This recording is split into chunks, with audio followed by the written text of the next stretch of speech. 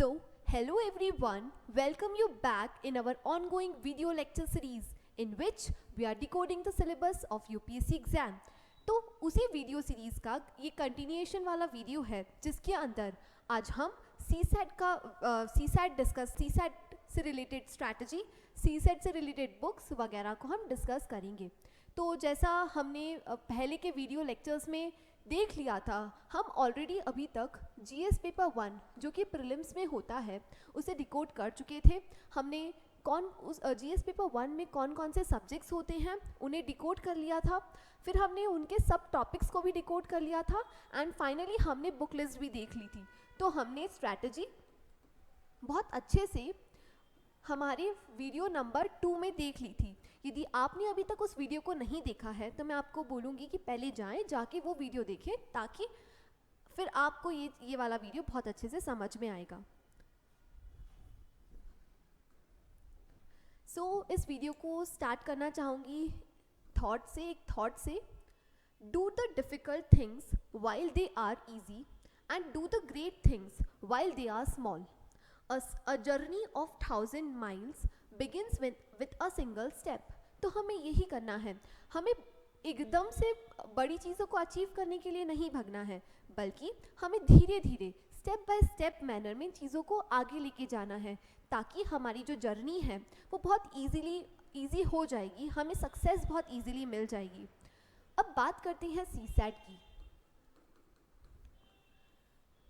I think if you are a serious aspirant, आपने CSAT के बारे में सुना होगा और आपको ये भी पता होगा कि आजकल सीसैट के पेपर को क्वालिफाई करना बड़ा डिफ़िकल्ट हो गया है। यदि आप देखें 2020, 21, 22 एंड 23 के जो सीसैट के पेपर आए हैं वो काफ़ी डिफ़िकल्ट लेवल के थे और बहुत सारे ऐसे एनालिसिस से पता चला है कि बहुत सारे इवन आईआईटियंस भी इस पेपर को क्वालिफाई नहीं कर पाते हैं और उसी की वजह से even though they are scoring very well marks in GS paper 1, they are unable to score well in CSAT और जिसकी वजह से उनका जो सिलेक्शन है वो रुक जाता है। इसीलिए हमें कोशिश क्या करना है कि अभी से हम लोग अवेयर रहें, हम सीसैट को अभी से बहुत अच्छे से प्रिपेयर करें और सीसैट को हम अभी से प्रैक्टिस करना स्टार्ट करें ताकि जिस भी साल आप फाइनल एग्जाम देंगे उस साल आपको इतनी प्रॉब्लम नहीं आएगी। फाइन, अब आता है सीसैट। दिक्कत ये है कि यदि आप देखेंगे तो सीसैट से रिलेटेड कोई भी ज़्यादा बुक्स अवेलेबल नहीं है। बहुत सारे एस्पिरेंट्स को ये समझ में नहीं आता है कि हमें सीसैट कहाँ से प्रिपेयर करना है। तो यदि आप भी उन्हीं एक एस्पिरेंट्स में से हैं जिन्हें समझ में नहीं आता है कि सीसैट के लिए हमें क्या करना है और क्या नहीं करना है, तो आप सही प्लेटफॉर्म पे आए हैं और इस वीडियो के अंत तक आपको सीसैट से रिलेटेड आपके जो भी डाउट्स हैं वो क्लियर हो जाएंगे। ठीक है, तो सीसैट का सिलेबस सबसे पहले, जैसे मैंने पहले भी बोला था कि जो सिलेबस होता है वो एक तरह से हमें डायरेक्शन प्रोवाइड करता है, हमें बताता है कि हमें कितने डेप्थ में पढ़ना है, हमें कितना पढ़ना है और हमें कहाँ पे जाना है। जिस तरह से एक मैप हमें डायरेक्शन शो करता है, वैसे ही सिलेबस भी हमारे लिए एक तरह से गाइड है जो हमें सही डायरेक्शन में लेके जाता है। फाइन, तो यूपीएससी ने क्लियरली उनके सिलेबस में उनका सिलेबस सीसैट का मेंशन करके रखा है और यदि आप इनको बहुत अच्छे से पढ़ते हैं तो शायद आप डायरेक्शन नहीं भटकेंगे। तो सबसे पहले दे रखा है कॉम्प्रहेंशन। कॉम्प्रहेंशन मतलब क्या? Reading passages. आपको नियरली 20 से 28 to 30 कॉम्प्रहेंशन मतलब पैसेजेस आपको दे दिए जाएंगे और उनमें से बोलेंगे कि आपको उनको पैसेज को पढ़ना है और फिर आपको आंसर तक पहुंचना है, तो वो कॉम्प्रहेंशन होता है। ठीक है, फिर आता है interpersonal skills including the communication skills. अब इसके अंदर भी बहुत अलग अलग वेराइटीज़ ऑफ क्वेश्चन देखने को मिलते हैं जो हम और अच्छे से आगे डिटेल में डिस्कस करेंगे। फिर आता है logical reasoning and analytical ability. इसके अंदर जैसे आपने देखा होगा कि ब्लड रिलेशनशिप वगैरह के क्वेश्चन इस वाले सेक्शन से आते हैं। फाइन, फिर हम देखते हैं decision making and problem solving ability. मतलब यहाँ से भी बहुत सारे क्वेश्चन आएंगे। प्रॉब्लम मतलब यदि हम देखें 2015-16 के यदि आप PYQs उठा के देखेंगे तो आपको समझ में आएगा कि होता क्या है कि बहुत बार यहाँ पे डिसीजन मेकिंग के क्वेश्चंस आए थे कि आपको 4 ऑप्शन दे देंगे और फिर पूछेंगे कि इसमें से आप क्या करेंगे, तो इस तरह से आप कर सकते हैं। फाइन। देन आता है general mental ability and then आता है बेसिक न्यूमरेसी, जो कि क्लास 10th लेवल है ना। क्लास 10th लेवल की बेसिक न्यूमरेसी के क्वेश्चंस आते हैं। डाटा इंटरप्रिटेशन, जैसे 2018 का जो प्रीलिम्स का पेपर आया था उसके अंदर इसका वेटेज बहुत ज़्यादा दे दिया था। बहुत सारे क्वेश्चन डेटा फैक्ट्स मतलब ये डेटा रिप्रेजेंटेशन वाले पोर्शन से आ गए थे। तो हम इस टॉपिक को इग्नोर नहीं कर सकते हैं, क्योंकि हो सकता है कि आगे भी इन्हीं टॉपिक में से क्वेश्चन आ जाएं। ठीक है, तो आई थिंक सिलेबस सबको क्लियर है। सबसे इम्पॉर्टेंट होता है कॉम्प्रहेंशन, क्योंकि आप आराम से मान लीजिए 28 से 30 क्वेश्चन आ रहे हैं। यदि आपकी एक्यूरेसी अच्छी है, यदि आपने पहले से प्रैक्टिस करी है, तो आप आराम से 25 से 25 क्वेश्चन और इवन कभी कभी आप फुल क्वेश्चंस मतलब सारे क्वेश्चन भी करेक्ट कर सकते हैं। तो इसीलिए कॉम्प्रहेंशन को बहुत अच्छे से करना ज़रूरी है। ठीक है, नेक्स्ट आता है कि इस सेक्शन में हम क्या क्या डिस्कस करने वाले हैं। तो मैं आपको पहले ही ओवरव्यू देना चाहती हूँ कि हम क्या क्या डिस्कस करेंगे। हम सबसे पहले डिस्कस करेंगे कि कितना टाइम एक सीसैट की प्रिपरेशन में चाहिए। फिर हम करेंगे which skills area to work on, कि हमें क्या चीज़ें करनी है जिससे हमारा इम्प्रूवमेंट हो सकता है। Book list, then section wise basic strategy, जिसके अंदर हम देखेंगे कि कॉम्प्रहेंशन, इंटरपर्सनल स्किल्स, इसके अंदर हम और क्या कर सकते हैं। तो स्टार्ट करते हैं, how to know the amount of time needed for preparation. अब ये वाला जो क्वेश्चन है ना, ये बहुत ज़्यादा सब्जेक्टिव क्वेश्चन है। Subjective question in the sense कि हर पर्सन की कैपेबिलिटीज़, हर पर्सन का जो एबिलिटी, मेंटल एबिलिटी है, रीजनिंग एबिलिटी है, वो डिफरेंट होती है। तो यदि आप बचपन से ही मैथ्स में वीक थे, मान लीजिए आपको मैथ्स में बिल्कुल भी इंटरेस्ट नहीं था, आपको मैथ्स में ज़्यादा कुछ समझ नहीं आता था, तो आप क्या कर सकते हैं, आप मैथ्स को पढ़ने के लिए अभी से, आप मैथ्स को पढ़ना अभी से स्टार्ट कर सकते हैं। फाइन, वेट, तो आप मैथ्स पढ़ना अभी से स्टार्ट कर सकते हैं। ठीक है, तो जनरली 3 टाइप के कैंडिडेट्स होते हैं। सबसे फर्स्ट, जिन्हें बिल्कुल भी मैथ्स आता ही नहीं है, उनको बेसिक्स भी नहीं पता है, तो यहाँ पे आपको ज़्यादा टाइम देना पड़ेगा। यदि आप सेकेंड कैटेगरी वाले हैं कि आपने 10th तक बहुत अच्छे से मैथ्स पढ़ा है, उसके बाद आपका मैथ्स का से जो टच है वो नहीं रहा है, लेकिन फिर भी आपको मैथ्स में इंटरेस्ट आता है और आप मैथ्स कर सकते हैं, तो ऐसी कैटेगरी वाले जो एस्पिरेंट्स हैं उनको थोड़ा सा कम टाइम लगता है।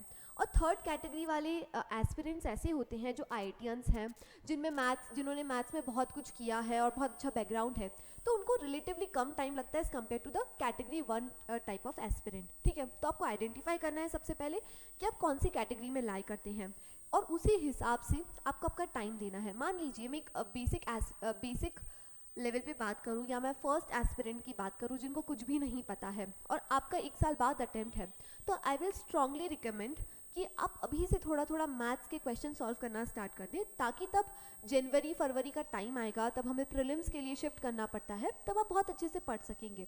फाइन, तब आप बहुत अच्छे से, आपको इतनी दिक्कत नहीं आएगी मैथ्स को समझने में। फाइन, तो इस तरह से हमें मैथ्स का करना है। फिर आता है कॉम्प्रहेंशन। ठीक है, अब कॉम्प्रहेंशन के लिए जनरली आपको टाइम देने की ज़रूरत नहीं है। ये तो यदि आप रेगुलर बेसिस पे न्यूज़पेपर पढ़ रहे हैं तो वहाँ से काम हो जाएगा। आप क्या कर सकते हैं, अभी जैसे आप न्यूज़पेपर पढ़ते हैं, एडिटोरियल्स पढ़ते हैं, तो आप क्या करें कि एक पैराग्राफ पढ़ें और उस पैराग्राफ को कॉम्प्रहेंड करने की कोशिश करें कि आपने क्या समझा, उसे 1-2 लाइन में डिकोड करने की कोशिश करें। तो इस तरह से आपकी कॉम्प्रहेंशन की प्रैक्टिस होने लगेगी। Fine, then which skills area to work on, हमें क्या करना है। देखो, अब होता क्या है, जनरली हम क्या समझते हैं कि मैथ्स मतलब कि हमें कैलकुलेट करना पड़ेगा, लेकिन यदि आप PYQs देखेंगे तो आपको पता चलेगा कि जो UPSC क्वेश्चन पूछता है वो बहुत ज़्यादा एनालिटिकल टाइप्स के नहीं, मतलब एनालिटिकल ज़्यादा होते हैं एज़ कम्पेयर टू, हमें बहुत ज़्यादा कैलकुलेशन की ज़रूरत नहीं होती है। तो कैलकुलेशन नहीं होता है, बल्कि हमें थोड़ा सा हमारा कॉमन सेंस यूज़ करना पड़ता है। तो कॉमन सेंस यूज़ करने के लिए आपको वैसी प्रैक्टिस अभी से डेवलप करनी पड़ेगी। ठीक है, तो कॉमन सेंस हम कैसे डेवलप करेंगे, जैसे यदि आप देखेंगे 2023 में एक क्वेश्चन आया था कि यदि हम 1 1 1 1 1 1 1 1 ऐसे 9 बार 1 को यदि हम मल्टीप्लाई करेंगे 9 बार 1 से, तो जो इसका आंसर आएगा उसके हर डिजिट के सम का हमें क्या आंसर होगा।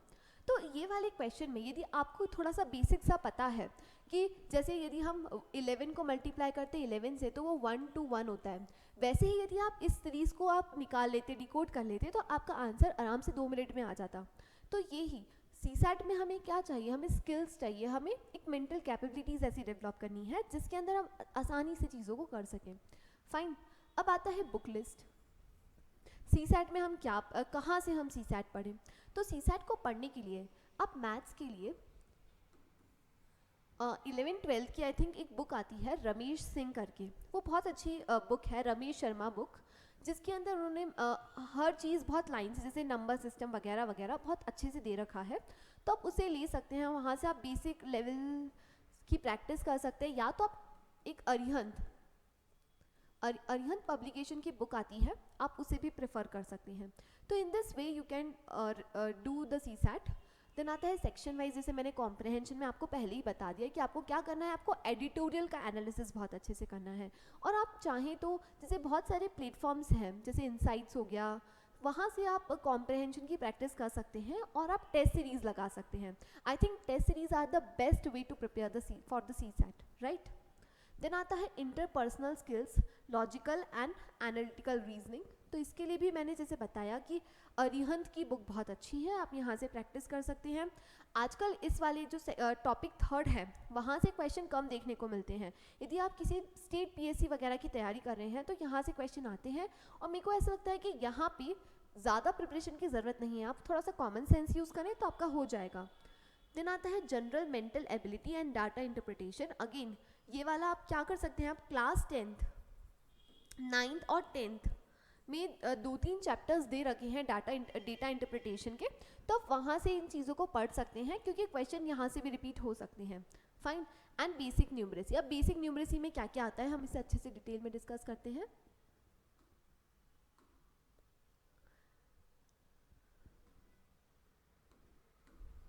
ठीक है, बेसिक न्यूमरेसी।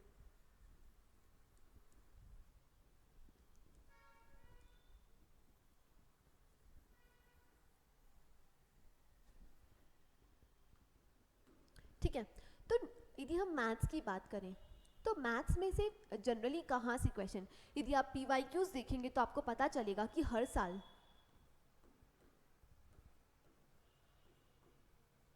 नंबर सिस्टम से नियरली 15 से 20 क्वेश्चंस आते हैं। मतलब सोचिए नंबर सिस्टम कितना इंपॉर्टेंट टॉपिक है। यदि आपकी नंबर सिस्टम में कमांड होगी तो आप यहाँ से नियरली 7 to 8 क्वेश्चन ईजिली कर सकते हैं, क्योंकि इसके अंदर आपको कुछ कैलकुलेशन की ज़्यादा ज़रूरत नहीं है, बल्कि आपको बस थोड़ा सा अवेयरनेस चाहिए और थोड़ा सा आपको वहाँ पे शांति से सोचना है क्वेश्चन को, तो आपके क्वेश्चंस बन जाएंगे। फिर आता है LCM HCF। ठीक है, LCM HCF से आप आराम से कर सकते हैं। HCF से भी बहुत इजी मैनर वाले क्वेश्चन आते हैं और आपको ये पता चल जाएगा PYQ से कि किस टाइप के क्वेश्चन आते हैं। कि जैसे बेल वाले क्वेश्चन आते हैं कि इस टाइम पे बेल बज रही है तो नेक्स्ट किस टाइम पे बेल बजेगी, टाइप्स के क्वेश्चन। तो ये बहुत इजी होते हैं, एक छोटी सी मेथड होती है, आराम से आप 2 मिनट में ऐसे क्वेश्चन को सॉल्व कर सकते हैं, राइट। फिर आते हैं परमुटेशन कॉम्बिनेशन वाले क्वेश्चन, ये भी बहुत ईजी से क्वेश्चन होते हैं, तो इन क्वेश्चंस को आपको छोड़ना नहीं है। ठीक है, अब होता क्या है, मोस्ट ऑफ द टाइम हम हमारा बहुत ज़्यादा टाइम कहाँ वेस्ट कर देते हैं, हम सिंपल इंटरेस्ट, कंपाउंड इंटरेस्ट वाली टॉपिक्स को बहुत ज़्यादा डिटेल में पढ़ने लग जाते हैं, और यहाँ से बिल्कुल क्वेश्चन नहीं आते, और आएंगे भी ना तो ज़्यादा से ज़्यादा 1 या 2 क्वेश्चन। और मुझे ऐसा लगता है कि ऐसे टॉपिक में टाइम इन्वेस्ट करने से बेटर है कि आप ऐसे टॉपिक में अपना टाइम इन्वेस्ट करें। फाइन, फिर हम सेकेंड लेवल पे सेकेंड बात करते हैं कि जैसे प्रोबेबिलिटी है ना, यहाँ से भी बहुत सारे क्वेश्चन आते हैं, हर साल आपको 2-3 क्वेश्चन देखने को मिल जाएंगे। तो इस तरह से यदि आप सिलेक्टिव टॉपिक को पढ़ेंगे या सिलेक्टिव टॉपिक को बहुत अच्छे से स्टडी करेंगे तो आपका जो सीसैट है वो नहीं अटकेगा। फाइन, देन ये सारी चीज़ें हो चुकी हैं, टाइम देख लिया, स्किल्स देख ली, बुक लिस्ट देख ली, and section wise basic strategy देख ली। अब इस सीसैट को प्रिपेयर करने के लिए हम स्टेप बाय स्टेप अप्रोच को फॉलो करते हैं कि हम कैसे एक एक करके चीज़ों को आइडेंटिफाई करें और सॉर्ट आउट करें। सबसे पहला step that we have to take the CSAT seriously. यदि हम सीसैट को सीरियसली नहीं लेंगे, जैसा कि मैंने आपको अपने फर्स्ट वीडियो में बताया था कि सीसैट को क्वालिफाई करने के लिए आपको केवल 33% मार्क्स की ज़रूरत है। मतलब 200 में से केवल आपको 67 मार्क्स लाने हैं और आपका सीसैट निकल जाएगा। लेकिन इसी के चलते, क्योंकि इतने कम हमें दिखता है कि अरे 2200 में से केवल 67 मार्क्स चाहिए, आसानी से आ जाएंगे, लेकिन ऐसा नहीं होता है। तो आपको ये चीज़ आइडेंटिफाई करना है कि आप सीसैट को एकदम लाइटली ना लें, आप सीसैट को सीरियसली लें, ठीक है, तभी आप एग्ज़ाम को क्वालिफाई कर सकते हैं। क्योंकि मैं अपने खुद के एक्सपीरियंस से बता रही हूँ, बहुत सारे मेरे ऐसे फ्रेंड्स हैं जिनका सीसैट ही क्वालिफाई नहीं हो पाया है। तो आप प्लीज़ सीसैट को लाइटली ना लें और सीसैट को अच्छे से पढ़ें, ठीक है। तो as CSAT is a qualifying paper that requires only 33%, many candidates take it lightly. However, failing this paper means the candidate won't be able to clear the UPSC prelims. समझ रहे हैं कि यदि आपका सीसैट नहीं क्लियर होता है तो आप भले ही आपके जीएस में 120 मार्क्स भी क्यों ना आए, आपका पेपर ही चेक नहीं होगा, ठीक है। तो इसलिए हमें इसे लाइटली नहीं लेना है। Hence, the candidates are advised to prepare hard for CSAT as well along with the GS paper 1. ठीक। Step second, evaluate yourself before you start CSAT preparation for UPSC. जैसा मैंने पहले बताया था कि आपको आइडेंटिफाई करना है कि आप कौन सी कैटेगरी ऑफ पर्सन में, कौन से कैटेगरी ऑफ एस्पिरेंट में लाई करते हैं, फर्स्ट, सेकेंड या थर्ड। यदि आपको बहुत ज़्यादा पढ़ने की ज़रूरत है, आपको मैथ्स में बिल्कुल इंटरेस्ट नहीं है, तो आपको अभी से पढ़ना है। By attempting the UPSC CSAT previous year question papers, get to know your strength and weakness, which is crucial before beginning the CSAT preparation for the UPSC. हाँ, अब देखो, अब होता क्या है कि ऐसे कुछ एस्पिरेंट्स भी होंगे जिन्हें यही नहीं पता होगा कि हम कहाँ पे लाई करते हैं, हम कौन सी category of aspirant, they are confused. तो उसको आपको कैसे आइडेंटिफाई करना है? आप क्या कीजिए, आप सीसैट का जो UPSC का सीसैट का पेपर है, आप उसे निकालें, आप 2 घंटे दें और 2 घंटे वाली प्रेशर वाली सिचुएशन में आप इस पेपर को लगाएं। यदि आप 80+ मार्क्स लेके आप आ रहे हैं बिना पढ़ाई करें, that means you are in the third category वाले एस्पिरेंट। यदि आपके 60 से 70 के बीच में मार्क्स आ रहे हैं तो that means you are second category person. और यदि आपके 60 से नीचे मार्क्स आ रहे हैं then you are the first category person, ठीक है। तो ये चीज़ आप इस तरह से भी आइडेंटिफाई कर सकते हैं। Fine, then if you get a good score while solving the last year paper, give less time to the preparation and say the last 3 to 4 months. But if your scores are average or below the average, then give the appropriate amount of time on the CSAT preparation to boost your performance. ठीक है, तो यदि आपके decent score आ रहे हैं तो आपको ज़्यादा मेहनत करने की ज़रूरत नहीं है, 3 to 4 months are sufficient. But यदि आपके बहुत ही कम मार्क्स आ रहे हैं तो डेफिनेटली आपको पढ़ना पड़ेगा। देन आता है स्टेप 3, ठीक है। तो अभी तक हमने फर्स्ट स्टेप क्या देखा, स्टेप 1, जिसके अंदर हम क्या करेंगे, हम सीसैट को लाइटली नहीं लेंगे, we don't take CSAT lightly, ठीक है। सेकंड नंबर वाली जो स्टेप है उसमें हमने देखा कि हमें क्या करना है, हमें अपने सेल्फ एनालिसिस करना है, एंड फाइनली जो थर्ड स्टेप है वो ये है कि हमें अपनी बुक्स को फाइनलाइज करना है कि हम क्या पढ़ने वाले हैं। तो ठीक है, हमें कॉम्प्रिहेंसिव मैनुअल या बुक की ज़रूरत पड़ेगी, और एक बार वो सॉर्ट हो गया दैट मीन्स आपने 3 स्टेप्स को क्लियर कर लिया है। देन आता है नेक्स्ट स्टेप 4, जिसके अंदर आता है we have to attempt the mocks regularly. जैसे मैंने बताया था कि जो मॉक्स है, मॉक्स यदि आप देते हैं तो उससे बेटर प्रिपरेशन नहीं हो सकती है। And I will strongly advise कि जिस साल भी आप प्रीलिम्स देंगे उससे पहले कम से कम आप 10 से 15 सीसैट के मॉक पेपर्स दें, और वो भी एग्जाम वाली कंडीशन में। आप 2 घंटे प्रॉपर लें, ऐसा नहीं है कि आप 2.5 घंटे में बैठ के पेपर दे रहे हैं। It is very easy to complete the paper in 3 hours, लेकिन 2 घंटे में उस प्रेशर वाली सिचुएशन में कंप्लीट करना थोड़ा सा मुश्किल हो जाता है। इसीलिए हमें क्या करना है, हमें जो मॉक्स यदि हम अटेम्प्ट कर भी रहे हैं तो वो एग्ज़ाम वाले पैटर्न में ही अटेम्प्ट करना है। और इवन मैं तो ये सजेस्ट करूँगी कि जिस टाइम आप जीएस पेपर 1 का मॉक देते हैं उसी टाइम 2 घंटे के ब्रेक के बाद आप सीसैट का भी मॉक दे लें, तो वो बहुत आसानी से हो जाएगा। Fine. So mocks help in identifying the strong and weak area which can be fruitful in the going CSAT preparation for UPSC exam। अब देखो, अब ऐसा भी नहीं है कि केवल आपको नाम के लिए पेपर अटेंड करना है, आपको अटेंड भी कैसे करना है। मान लीजिए कि 80 क्वेश्चंस हैं, 1 से लेके 80 तक क्वेश्चन है, ठीक है। सबसे पहले आपको क्या करना है, आपको आइडेंटिफाई करना है कि आपका कौन सा वीक एरिया है और कौन सा स्ट्रॉन्ग सब्जेक्ट है। मान लीजिए हो सकता है कि किसी किसी के नंबर सिस्टम के क्वेश्चन सारे करेक्ट हो जाते हैं, ठीक है, तो आप फाइनल एग्जाम में भी ये इसी कॉन्फिडेंस से हमें पेपर अटेंड करना है कि हमारा नंबर सिस्टम अच्छा है। एलसीएम एचसीएफ के क्वेश्चन यदि आपके सही हो रहे हैं तो आपको वो क्वेश्चन वो फाइनल पेपर में भी अटेम्प्ट करना है। मान लीजिए किसी के कंपाउंड इंटरेस्ट या सिंपल इंटरेस्ट के क्वेश्चन गलत होते हैं तो हमें ये एनालाइज कर लेना है कि हमें फाइनल एग्जाम में भी इसे अटेम्प्ट नहीं करना है, ठीक है, क्योंकि जैसा मैंने बताया था कि 0.83% नेगेटिव मार्क्स नेगेटिव है ना। तो हमें ये चीज़ भी आइडेंटिफाई करनी है कि कौन से क्वेश्चन छोड़ने हैं। ऑब्वियसली आप 80 के 80 क्वेश्चन अटेम्प्ट नहीं कर पाएंगे, आप नियरली 50 to 60 क्वेश्चन अटेम्प्ट कर पाएंगे। तो जो 20 से 30 क्वेश्चन जो आप छोड़ रहे हैं वो भी आपको पहले से पता होने चाहिए कि कौन से सब्जेक्ट के आप छोड़ेंगे। फाइन। देन यू क्या time to time mock helps in reducing the time to solve the CSAT questions and provide the exam related environment beforehand, right? तो मतलब यदि आप बार बार नंबर ऑफ क्वेश्चन को सॉल्व करते हैं तो जो आपकी स्किल्स हैं वो इम्प्रूव होती है। जो आप यदि फाइनल एग्जाम में जिसको सॉल्व करने के 2.5 मिनट्स लग रहे हैं, यदि वैसा ही क्वेश्चन आप पहले अटेम्प्ट कर लेते हैं तो शायद वो आपका 1 मिनट में ही सॉल्व हो जाएगा, तो आपका टाइम बचेगा, और टाइम बचेगा तो मतलब आप और भी अलग अलग टाइप के क्वेश्चन अटेम्प्ट कर सकते हैं। फाइन। सो हमने यही सारी चीज़ें देखी। स्ट्रैटेजी में हमने क्या क्या देख लिया, हमने देख लिया स्टडी प्लान हमें कैसे करना है, और जनरली स्टडी प्लान में और डिटेल में बताऊं तो मान लीजिए आप 2024 का प्रीलिम्स एग्ज़ाम दे रहे हैं तो आपको जनरली जनवरी से ही सीसैट की प्रिपरेशन स्टार्ट कर देनी चाहिए थी, और हर दिन आपको कम से कम 1 घंटा तो देना ही है, और संडे टू संडे आपको एक मॉक लगाना है। Then only you will able to qualify CSAT paper. Fine.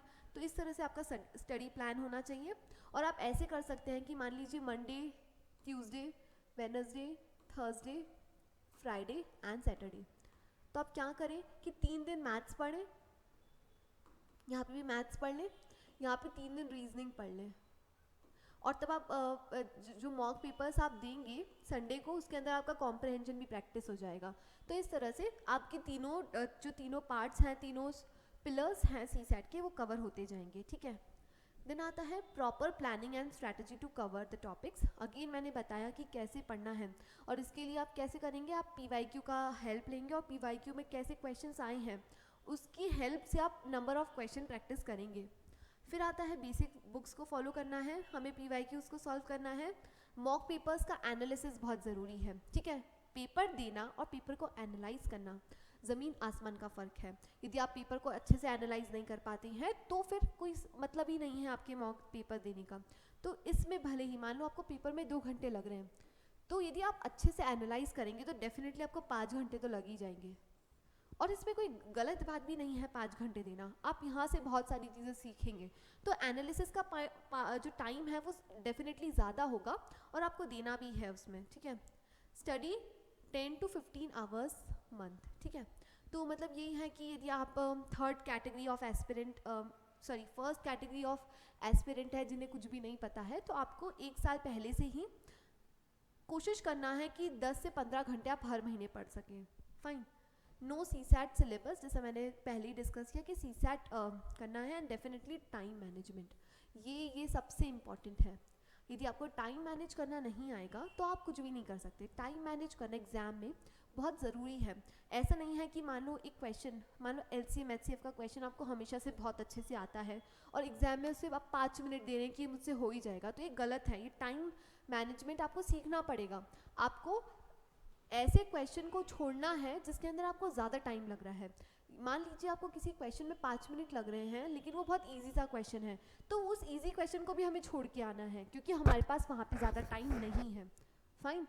सो इस तरह से हम हमारे सीसैट को बहुत कॉम्प्रिहेंसिव वे में कवर कर सकते हैं। और मैंने जैसा आपको सब कुछ बता दिया है, आप भी अभी से अवेयर बन के अपने सीसैट को अपने कंट्रोल में कर सकते हैं, क्योंकि सीसैट यदि आपका स्ट्रांग होगा तो आपका प्रीलिम्स क्वालिफाई करने में इतनी मुश्किल नहीं होगी। फाइन, तो इस लेक्चर को मैं कोट से एंड करना चाहूँगी। सुनिए, मंजिल उन्हीं को मिलती है जिनके सपनों में जान होती है। मतलब मंजिल उन्हीं को मिलती है जिनके सपनों में जान होती है। पंख से कुछ नहीं होता, हौसलों से ही उड़ान होती है। मतलब हमें हौसला रखना है। हो सकता है कि सीसैट बहुत सारे बच्चों का वीक होगा, लेकिन यदि तब तक हम हमारे पंख फैलाएंगे नहीं, तब तक हम उसे अच्छा करने की कोशिश नहीं करेंगे, तब तक हम हमारे सपनों को पूरा नहीं कर पाएंगे। इसीलिए हमें जितने ऊंचे पंख फैला लो, लेकिन हमें हौसला भी रखना है कि हम कर सकते हैं। हमें अपने आप पे बिलीव रखना है कि हम ये कर सकते हैं। So with this note, thank you so much, all the best to everyone. And यदि आपको हमारे वीडियो लेक्चर्स अच्छे लग रहे हैं तो please do like and subscribe our channel. So thank you everyone.